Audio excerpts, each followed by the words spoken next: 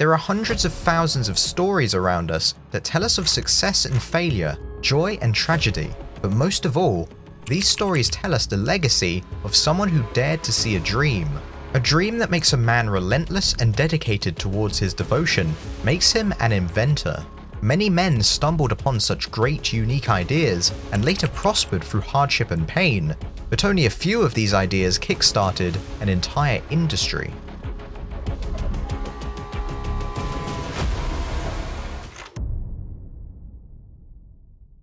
On November 25, 1844, Carl Friedrich Michael Vaillant was born in Karlsruhe, Baden-Württemberg, Germany.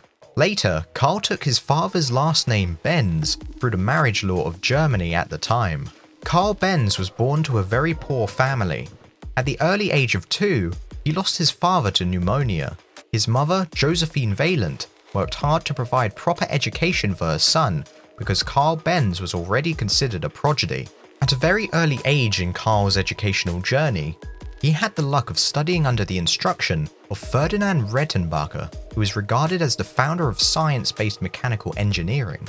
Combining the educational inspiration Carl Benz received, he followed his father's footsteps and ignored his locksmith career. Carl Benz's father was a locomotive driver, so he took interest in this sector. At the age of 19, Carl Benz completed his study and began his work life right after. For over 7 years, Carl Benz kept continuing his training arc in several companies, but ultimately failed to settle in any of them. After a long time, Carl Benz decided that he'll start his own company.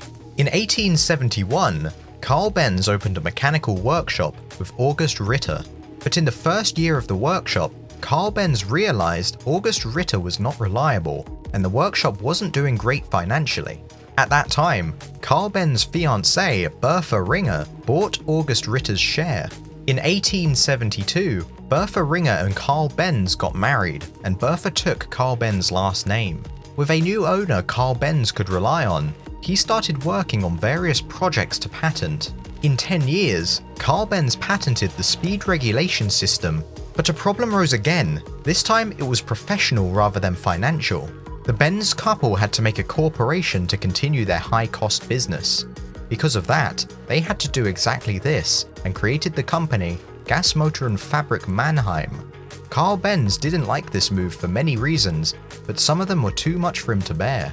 Even when he was the main reason this company started, he only received 5% of shares from the company.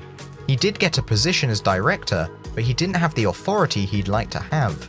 But above all, the last straw was his ideas were being ignored by others.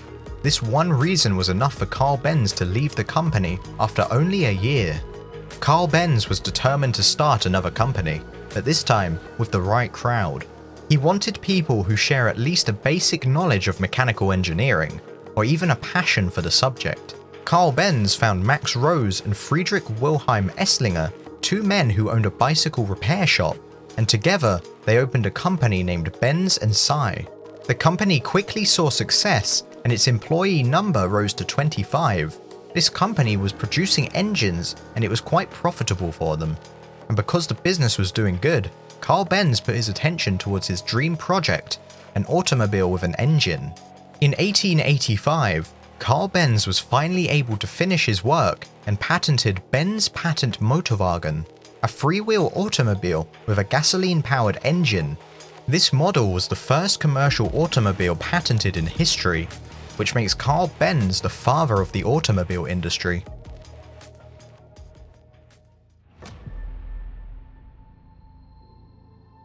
The first model of the Benz Patent Motorwagen soon faced some complications. During a public demonstration, Carl Benz realized that the freewheel car was difficult to control. Carl Benz fixed most of them in his next model and kept working on the car to perfect it. In 1888, Carl Benz did some modifications to his automobile and called it the Model 3. This car introduced the use of the wooden wheel. Even though the new model was made, it didn't make the test drive right away. This was because Carl Benz thought it wasn't ready to drive yet, until Bertha Benz, Carl Benz's wife, came into the picture.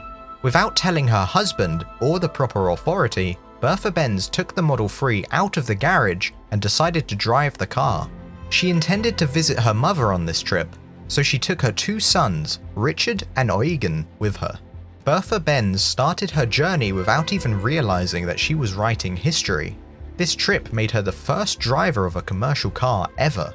She was driving the car made by her husband Carl Benz, but with every sand, every stone, and every inch of road she was crossing, she unintentionally created the future of the automobile industry. During her drive, people saw this and they couldn't believe their own eyes. But it wasn't all smooth going for Bertha Benz, because in the middle of the trip, the car broke down to an ignition fail.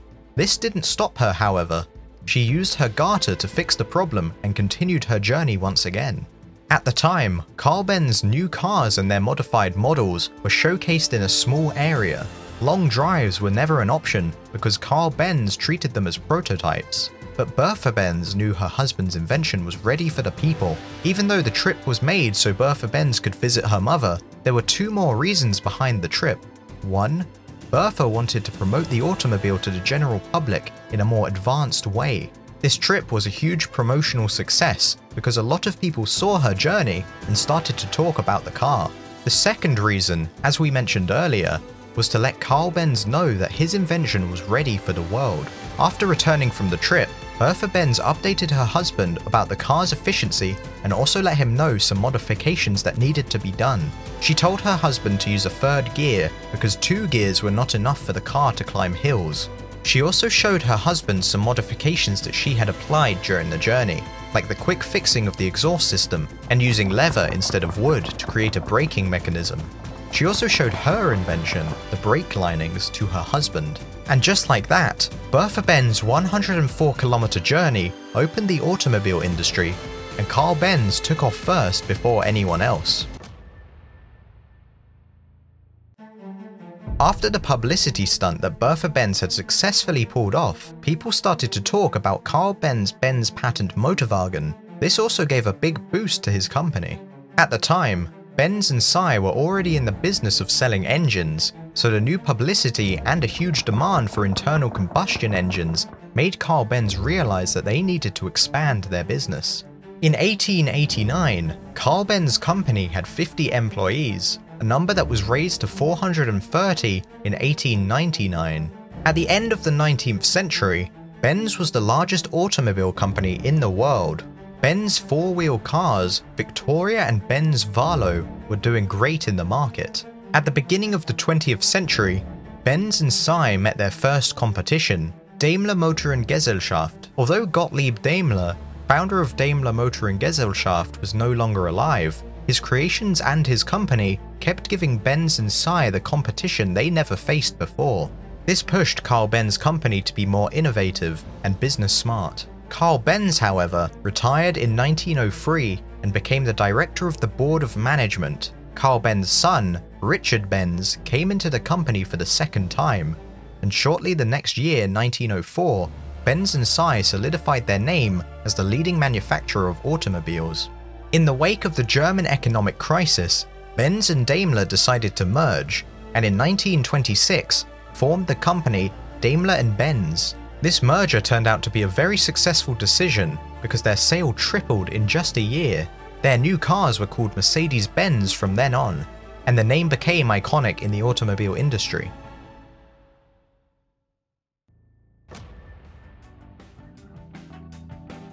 Today, Mercedes-Benz is considered to be one of the best automobile companies in the world, with an operation spread out over 13 countries across 4 continents. Mercedes-Benz is also the 2nd richest automobile company in the world, only behind Toyota, providing over 90 models of cars and making over $109 billion a year.